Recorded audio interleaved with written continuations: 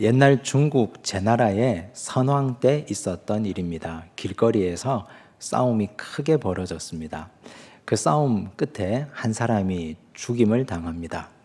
죽은 사람 곁에 흉기가 떨어져 있는데, 그런데 그 흉기 곁에 두 형제가 서 있었습니다.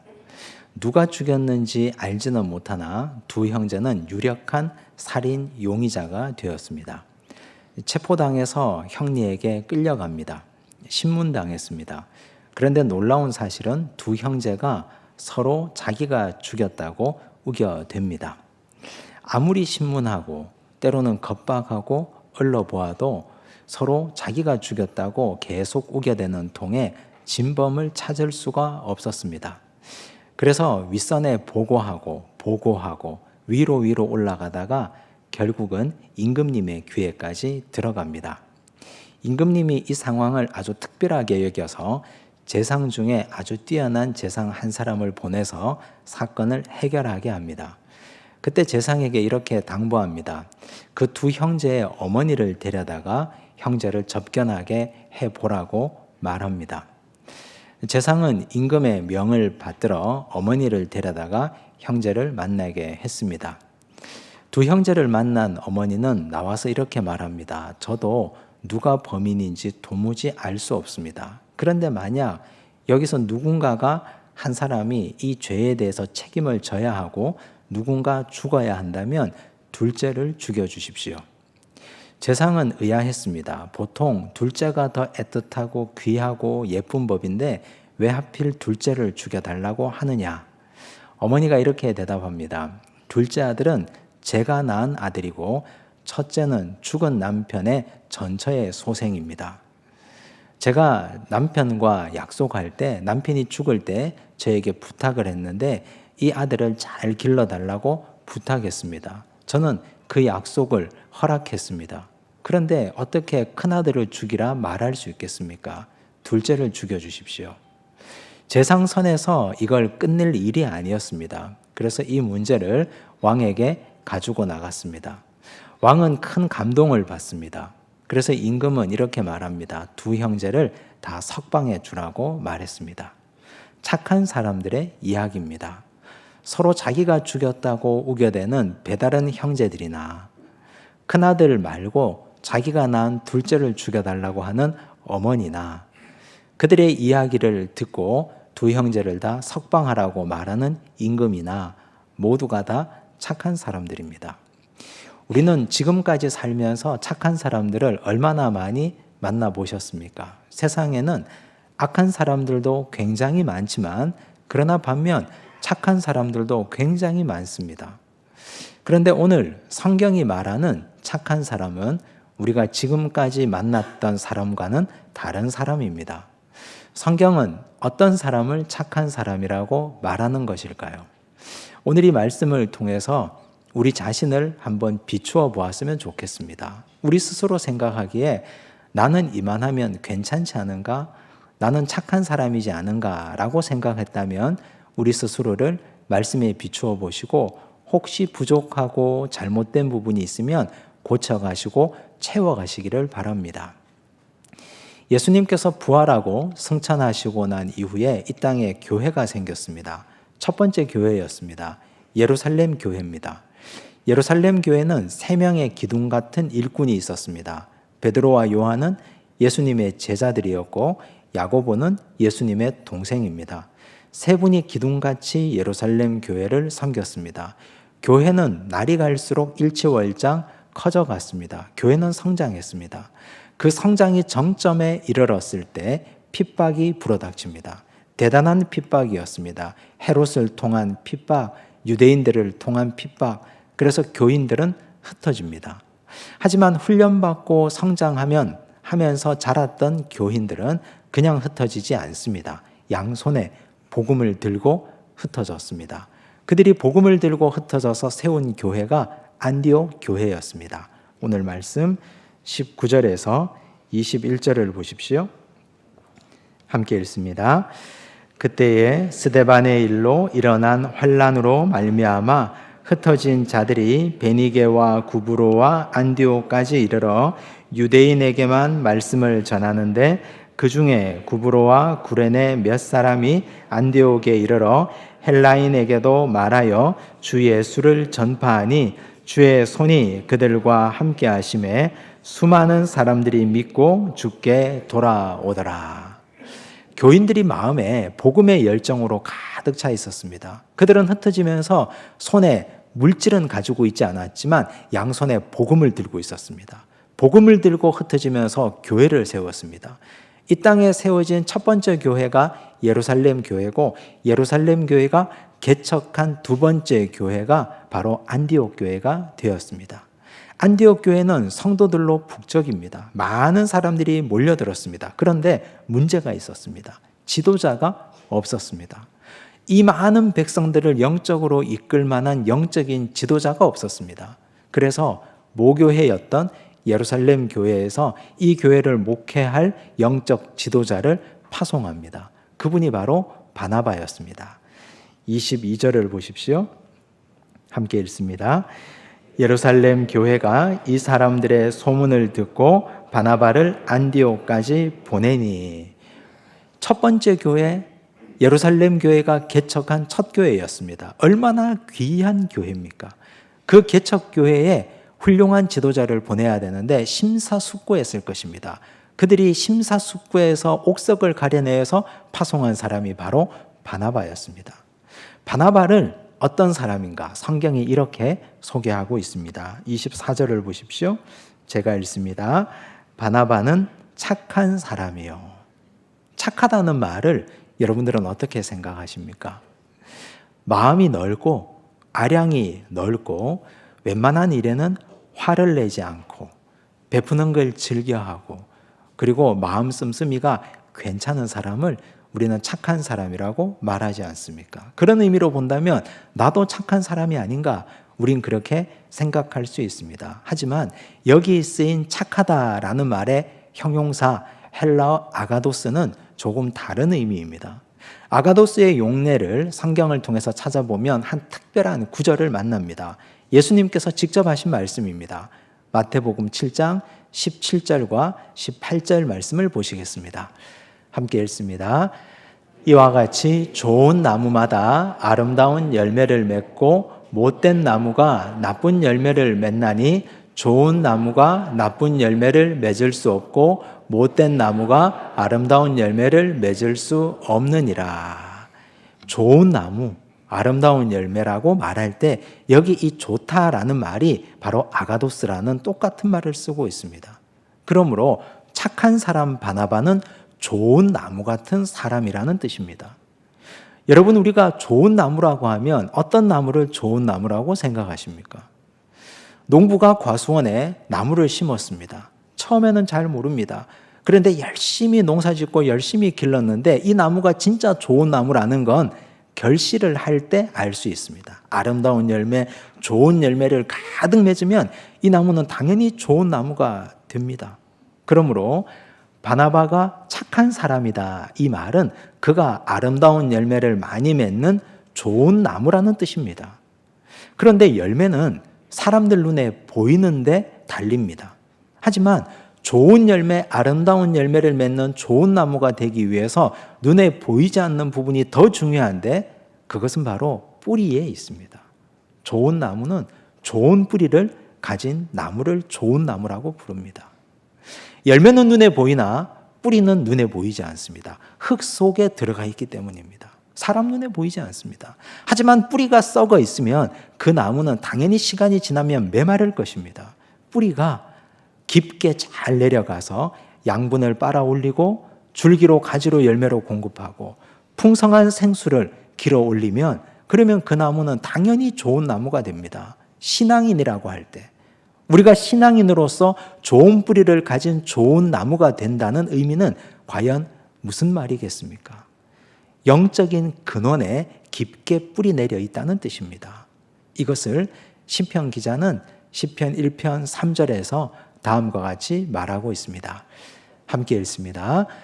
그는 시냇가에 심은 나무가 철을 따라 열매를 맺으며 그 잎사귀가 마르지 아니함 같으니 그가 하는 모든 일이 다 형통하리로다. 시냇가에 심은 나무, 뿌리를 맑은 물가에 깊이 내려 있는 나무가 진짜 좋은 나무라는 뜻입니다. 시냇가에 심은 나무가 시절을 쫓아 과실을 맺는 이유는 생수를 공급받기 때문이고 좋은 양분을 빨아 올리기 때문입니다. 영적인 사람, 하나님의 사람이 좋은 나무가 되고 좋은 뿌리를 가졌다는 뜻은 하나님의 말씀에 영적인 뿌리를 두고 있다는 뜻입니다. 말씀을 항상 가까이 하고 그 말씀을 먹고 마시고 기뻐하고 세상이 어떻게 돌아가건 그 세상살이에 휘둘리지 않고 내가 부하거나 가난하거나 건강하거나 병약하거나 언제든지 나는 올곧게 흔들리지 않고 많은 열매를 가장 많이 맺는 나무가 좋은 나무, 좋은 성도라는 뜻입니다. 바나바는 바로 그런 의미에서 착한 사람이었고 좋은 나무였습니다. 그가 맺은 열매를 성경은 이렇게 소개하고 있습니다. 25절과 26절을 보십시오. 함께 읽습니다. 바나바가 사울을 찾으러 다소에 가서 만남에 안디옥을 데리고 와서 둘이 교회에 1년간 모여 있어 큰 무리를 가르쳤고 제자들이 안디옥에서 비로소 그리스도인이라 일컬음을 받게 되었더라. 큰 무리를 가르쳤고, 이 말이 중요합니다. 하나님께 뿌리를 두고 말씀에 뿌리를 두고 말씀의 양분을 길어 올려서 말씀으로 충만해진 사람은 가만히 있을 수가 없습니다. 가족에게나 가까운 사람에게 내가 충만해진 이 말씀을 전하고 싶습니다. 하나님의 말씀을 전하고자 하는 열정이 마음속에서 끓어오릅니다. 바로 바나바는 그런 사람이었습니다. 개척교회에 할 일이 얼마나 많습니까? 성장시키기 위해서 수많은 프로그램을 돌려야 되지만 그는 오직 한 가지 일만 했는데 말씀을 가르치는 일만 했습니다. 그가 어떻게 말씀을 가르칠 수 있었을까요? 그의 뿌리가 하나님 말씀에 깊이 내려가 있는 좋은 나무였기 때문입니다.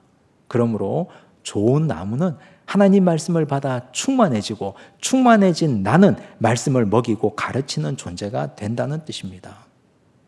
여러분은 어떻습니까? 착한 사람이십니까? 좋은 나무이십니까? 하나님의 말씀에 뿌리를 두고 그 말씀에서 길어 올린 생수를 가지고 나 혼자 가지고 있지 않고 이웃에게 전하고 말씀을 나누어주는 사람이십니까? 제가 이렇게 말하면 이렇게 반응할지도 모릅니다. 목사님, 저는 입이 둔합니다. 저는 말씀에 뿌리를 두고 살기는 하는데 하나님 말씀이 내 마음에 뜨겁게 살아있기는 한데 저는 입이 둔해서 말씀을 전할 수가 없습니다. 사람 앞에만 서면 두려워서 땀이 나고 생각이 아득해집니다. 말씀을 가르치는 데는 저는 젬병입니다. 사람들이 이렇게 말할 수도 있습니다. 하지만 걱정하지 마십시오. 말씀은 입으로만 가르치는 것이 아닙니다.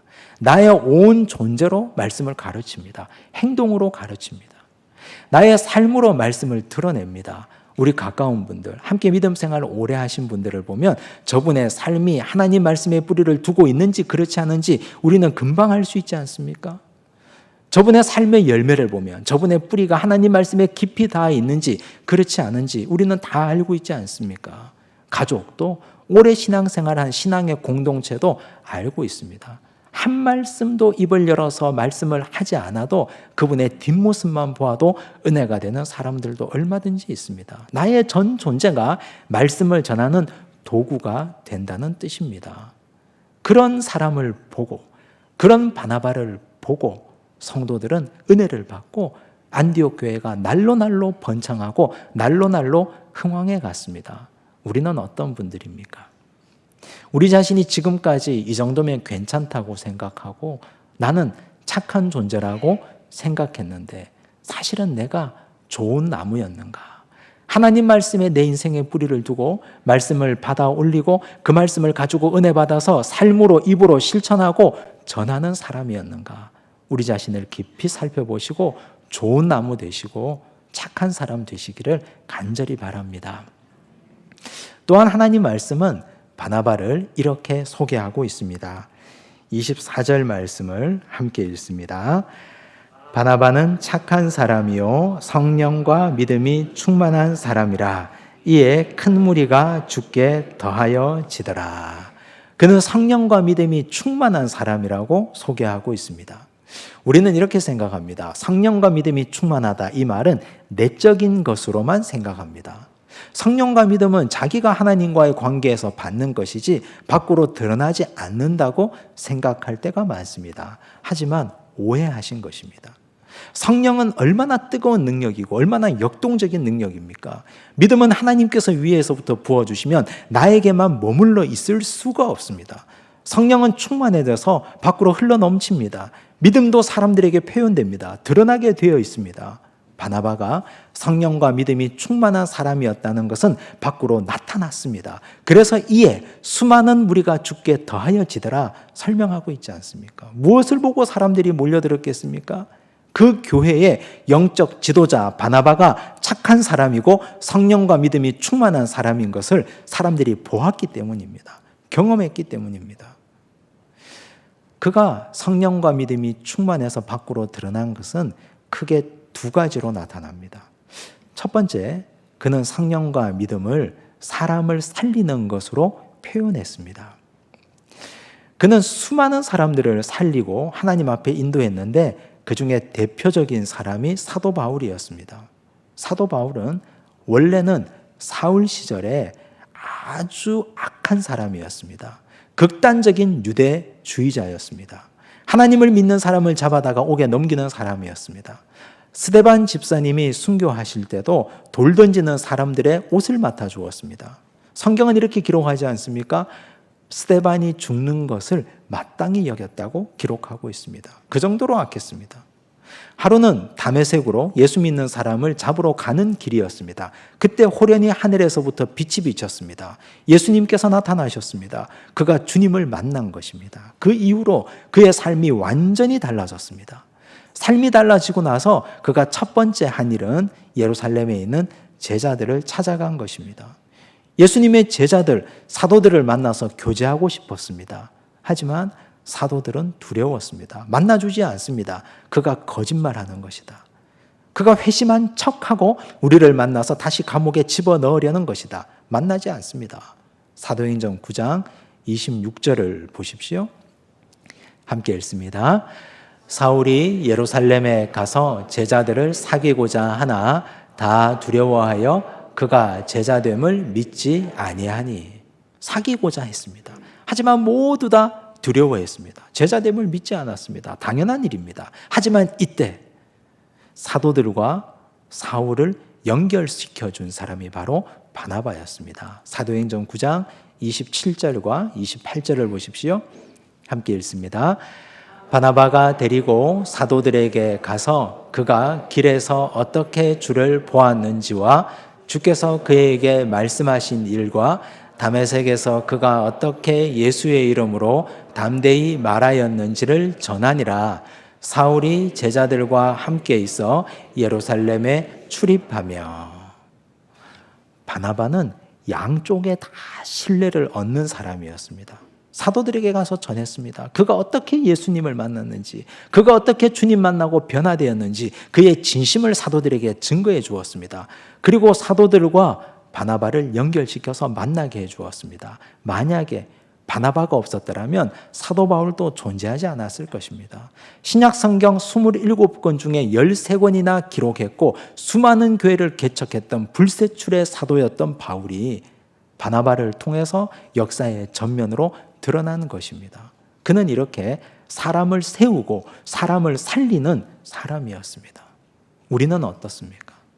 우리가 만나는 사람, 우리가 교제하는 사람, 그의 악한 모습과 과거의 잘못된 모습을 보고 그 사람을 끝없이 험담하고 그 사람을 죽이는 사람입니까? 아니면 과거에 예수님 만나기 전의 일이니 그 일은 주님 만나고 변화되었으니 교회 공동체가 그를 품고 그를 세워주자고 말하는 존재들입니까? 사람들 뒤에 서서 뒷담화를 많이 하는 사람이십니까? 아니면 그의 허물을 덮어주고 그의 삶을 축복해주고 사람을 세워주는 존재이십니까? 성령은 살리는 영입니다. 성령과 믿음이 충만한 사람은 그렇게 하고 싶지 않아도 생명을 살리는 성령의 영이 우리에게 역사하시면 사람을 살리게 되어 있습니다. 바나바는 그러므로 성령과 믿음이 충만한 것을 사람을 세우고 사람을 살리는 것으로 표현했습니다. 우리도 그런 존재가 되시기를 간절히 바랍니다. 또한 바나바는 성령과 믿음이 충만한 이 모습을 또 다른 양태로 드러내고 있습니다. 자신이 가진 모든 것을 나눈 것입니다. 사도행전 4장 37절과 36절, 37절을 보십시오. 함께 읽습니다. 구브로에서 난 레위족 사람이 있으니 이름은 요셉이라. 사도들이 일컬어 바나바라, 번역하면 위로의 아들이라 하니 그가 밭이 있음에 팔아 그 값을 가지고 사도들의 발 앞에 두니라. 원래 그의 이름은 요셉이었습니다. 그런데 사도들이 가만히 보니까 이 사람이 잘하는 것이 사람을 세우고 위로하는 일이었습니다. 이름을 바꾸어 주었습니다. 바나바라고, 위로의 아들이라고. 바나바 위로의 아들은 그의 이름대로 그가 가진 모든 재산을 다 팔아 사도들의 발 앞에 두었습니다. 가난한 자들, 병든 자들, 연약한 자들, 초대교회 공동체 안에 약한 자들을 위해서 써달라고 자신의 전 재산을 다 가지고 왔습니다. 우리는 그런 사람들을 보면 어떤 마음이 드십니까? 박수 쳐주지 않습니까? 대단한 사람입니다. 우리 공동체에도 그런 사람을 보면, 우리 주변에도 그런 사람을 보면 대단한 사람이라고 박수칩니다. 그러나 정작 그 일이 내 일이 되면 쉽게 손이 펴지지 않습니다. 오그라든 손이 펴지지를 않습니다. 왜냐하면 내가 지금 얼마 되지 않은 재산이지만 이 재산을 만들고 형성하기까지의 사연들이 다 생각나기 때문입니다. 내가 이걸 어떻게 모았는데, 내가 이 집을 어떻게 장만했고, 내가 여기까지 올 때까지 얼마나 많이 수고하고 얼마나 땀 흘렸는데 그 생각 때문에 손이 펴지지를 않습니다. 오그라든 손이 나누어지지를 않습니다. 그러나 성령과 믿음이 충만해지면 주인이 바뀝니다. 성령과 믿음이 충만해지기 전에는 물질은 내 것이라고 여겼습니다. 내가 땀 흘리고 내가 수고하고 내가 고생해서 얻은 것이니 왜 남에게 나누어 줍니까? 하지만 성령께서 임하시고 나면 이 모든 물질은 하나님께서 나에게 주신 것이다. 나는 이 땅에 벌거벗은 적신으로 왔다가 나중에 아무것도 가지지 못하고 빈손으로 가지만 하나님께서 나에게 이 땅에서 잘 살라고 맡겨주시고 위탁하신 물질이다. 그런 믿음의 고백이 됩니다. 성령께서 임하시면. 성령과 믿음이 충만해지면 주인이 바뀌어서 물질이 하나님의 것임을 고백하고 나면 쉽게 손이 펴집니다. 그래서 나눌 수 있게 되는 것입니다. 바나바는 바로 그런 사람이었습니다. 교회도 마찬가지 아니겠습니까? 성령 충만한 교회란 어떤 교회입니까? 찬양하고 간증하고 방언하고 회개의 눈물과 역사가 일어나는 교회, 내적인 영역입니다. 하지만 외적으로 교회가 아까워하지 않고 가진 것을 다 흘려보내 주어야 됩니다. 성령 충만은 밖으로 그렇게 드러나는 것입니다. 교회 모든 성도들이 성령 받고 믿음으로 충만하다. 그럼 나눌 수 있어야 됩니다. 베풀 수 있어야 됩니다. 생명을 살리고 베푸는 것이 바로 성령과 믿음이 충만한 사람의 증거이기 때문입니다. 오늘은 종교개혁 503주년 기념주일입니다. 1517년 루터가 종교개혁을 한 이래로 503년째 되는 날입니다. 종교개혁은 우리 자신을 끊임없이 개혁하고 끊임없이 변화시키는 날입니다. 얼마나 변하셨습니까? 우리 스스로 나는 착한 사람이다, 이 정도면 괜찮은 사람이라 생각하고 살았지만 하나님 말씀에 비추어 보고 착한 사람인지 좋은 나무인지 튼튼한 뿌리를 가지고 있는지 성령과 믿음이 충만해서 사람을 살리는지 나눔과 베품을 실천하고 있는지 비추어 보면 우린 아직까지 많이 부족합니다. 부디 종교개혁 기념주의를 맞이해서 하나님 말씀 앞에 착한 사람, 성령과 믿음이 충만한 사람이 되어 가시기를 간절히 바랍니다. 동시에 우리 교회가 중요한 일을 앞두고 있습니다. 착한 사람, 바나바와 같은 사람, 성령과 믿음이 충만한 사람을 세워주시기 바랍니다. 기도하겠습니다. 하나님 아버지 감사합니다. 우리 스스로 이 정도면 괜찮은 사람이지 않은가, 이 정도면 착한 사람이지 않은가 생각하고 살았습니다. 하지만 말씀에 비추어 보니 우리는 아직도 많이 부족합니다. 좋은 나무가 되고 아름다운 열매를 맺고 뿌리가 말씀에 깊이 내려가서 받은 말씀으로 성령 충만해서 말씀을 나누고 가르치고 나의 전 존재로 말씀을 먹이는 착한 사람이 되기 원합니다. 바나바처럼 성령과 믿음이 충만해서 사람을 세우고 사람을 살리는 성령의 영에 이끌린 사람이 되기를 원합니다. 바나바처럼 가진 것을 다 나누어 주고 물질의 주인이 내 것이 아니라 하나님이심을 깨닫고 베풀고 실천하는 사람이 되기를 원합니다. 주여 우리를 종교개혁주일에 불러주셨사오니 착한 사람, 성령과 믿음이 충만한 바나바 같은 사람이 되도록 축복하여 주시고 우리 교회가 이런 일꾼을 세우도록 역사하여 주옵소서. 모든 말씀 예수님 이름으로 기도드리옵나이다. 아멘.